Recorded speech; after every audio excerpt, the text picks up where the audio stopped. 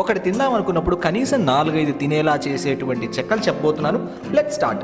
ముందుగా మిక్సింగ్ బౌల్లో 500 గ్రాముల బియ్యం పిండి వేసుకోండి. దీనికి సోనా మసూరి బియ్యం కంటే కూడా కంట్రోల్ రేషన్ బియ్యం అంటారు కదా, అవి చాలా బాగుంటాయి, చాలా క్రిస్పీగా వస్తాయి. ఇందులో గంటసేపు నానబెట్టుకున్నటువంటి ఓ పిడికెడు సగ్గు బియ్యం, ఓ పిడికెడు గంటసేపు నానబెట్టుకున్నటువంటి మినప్పప్పు, ఓ టేబుల్ స్పూన్ జీలకర్ర, 2 టేబుల్ స్పూన్ల నువ్వులు, 2 రెబ్బల కరివేపాకు తరుగు, సగం కట్ట కొత్తిమీర తరుగు కాడలతో సహా, 6-7 పచ్చిమిర్చి, ఓ చిన్న అల్లం ముక్క గ్రైండ్ చేసుకున్నటువంటి పేస్ట్, సాల్ట్, 2 టేబుల్ స్పూన్ల వేడి నెయ్యి. ఈ ప్లేస్లో మీరు డాల్డా వేస్తే ఇంకా గుల్లగా వస్తాయి, స్వగృహ ఫుడ్స్ లాంటి టేస్ట్ వస్తుంది మీకు. ఇవన్నీ వేసి బాగా కలుపుకున్నాక గోరువెచ్చటి నీళ్లు పోసుకొని గట్టిగా పిండిని ఒత్తుకోండి.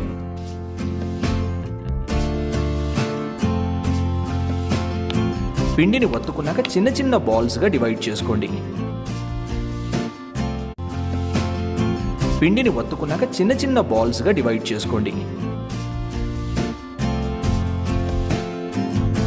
ఇప్పుడు పూరీ ప్రెస్లో ఓ పాలిథీన్ షీట్ స్ప్రెడ్ చేసి దాని మీద ఆయిల్ అప్లై చేసి ఓ చిన్న బాల్ని పెట్టి ప్రెస్ చేస్తే చక్కగా ఫ్లాట్గా చెక్కలు వస్తాయి.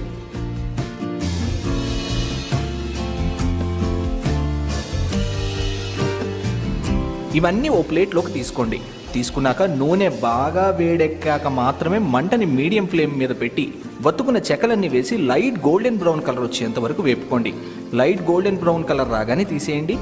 నూనెలోనే ఎర్రగా వేపి తీస్తే చల్లారాక అవి నల్లగా అయిపోతాయి. నూనె సరిగ్గా వేడెక్కకుండా చెక్కలు వేస్తే మీకు చెక్కలు మెత్తగా వస్తాయన్న పాయింట్ గుర్తుపెట్టుకోండి. హై ఫ్లేమ్లో అస్సలు వేపకూడదు. ఈ చెక్కలు మీకు భలే క్రిస్పీగా తింటున్న కొద్దీ మళ్ళీ తినాలనిపిస్తుంది. కారంగా భలే బాగుంటాయి. ఏంటి, మీకు నచ్చిందా? మరైతే మీరు ఈ సంక్రాంతికి ట్రై చేసి మీకు ఎలా కుదిరిందో ఖచ్చితంగా ఆ విస్మయ